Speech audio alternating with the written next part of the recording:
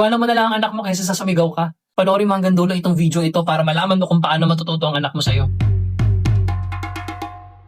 New day, new parenting content ulit tayo guys. Para po sa mga mamsis at papsis dyan, makakatulong na naman ulit tayo. Aminin natin guys, no? Minsan wala talaga tayong choice. Ulit-ulit na lang nagkakamali yung anak natin. Ilang beses mo nang kinausap ang masinsinan. Pero in the end, mukhang ang pagsigaw na lang ang paraan para mapansin ka ng anak mo.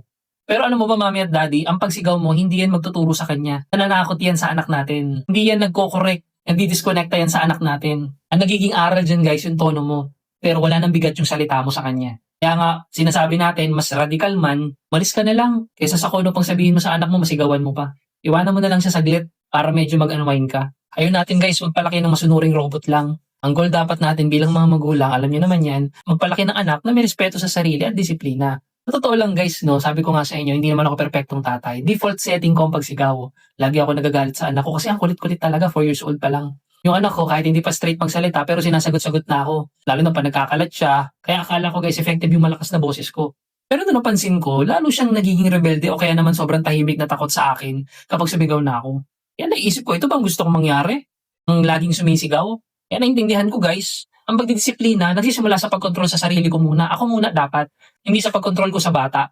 Kaya ngayon guys, ang una kong ginagawa bago ko i-correct yung anak ko, humihinga muna ako malalim at nagpapalamig muna ako. Specialist, binibigay ko muna kay misis yung anak ko. Na kung kailangan talaga lumabas ng kwarto ng ilang segundo, ilang minuto, sige lang. Mas powerful ang mahinang boses ko nung nakikinig siya kaysa naman doon sa galit na boses ko na ginagaya niya. Dito ko na-gets guys, na pagsigaw, reaction lang yan ng kawalan ng kontrol ko sa sarili.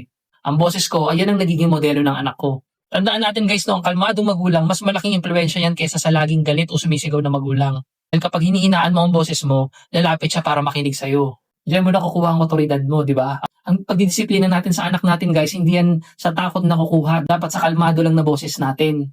Dahil yung kalmadong boses, yan ang magtuturo sa anak natin ng emotional regulation. Hindi lahat dinadaan sa sigaw. Kaya guys, ang pagdidisiplina ay pagmamodelo ng pagiging kalmado, hindi ng away o gulo. Kaya ang lesson learned natin guys, no, disiplina tayo ng mahusay. So ang gagamitin nating acronym para sa araw na to ay tatawagin nating husay or HUSAY. First letter natin guys, no, H or hinahon. Huminahon ka muna. Bago mag-utos or manigaw or mag-correct, mag-pause muna tayo. I-control muna natin yung sarili natin. Yun yung makikita ng anak natin na aral. Second letter natin guys, no, A or umiwas. Umiwas talaga tayo guys sa pagsigaw. Gamitan natin ang pagbulong. Hinaan natin yung boses natin. Kapag hininaan natin yung boses natin, lalapit siya para makinig at makuha yung attention niya. Third letter natin guys, no, S or siguraduhin. Siguraduhin natin na malinaw yung batas natin. Mag-set tayo ng malinaw na boundaries. Importante guys, maging matatag, hindi marahas yung ating approach sa anak natin. Next letter natin guys, A or aral. Hayaan natin na yung aral ang magturo. O tinatawag nga ng experts na natural consequences. Hayaan mo na makita ng anak mo yung resulta ng kanyang aksyon. Hindi yan parusa, paghahandain sa totoong buhay, lalo na pag wala ka. Last letter natin guys, no, Y or yakag. Yakag sa connection bago mag-correct.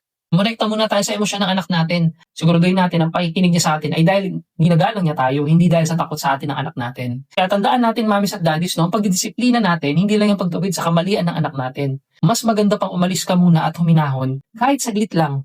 Dahil ayaw mo sumigaw, dahil nagagalit ka na, ang pagiging kalmado mo, yan ang self-control mo, mami at daddy. Yan ang panahon na ibinibigay mo sa kanya para maging secure at matuto ng walang takot ang anak mo. Ikaw, mami at daddies, anong sikreto mo para hindi ka sumigaw agad? Paano ka nagpapalamig? Share mo naman yung diskarte mo para makatulong din tayo sa iba dyan.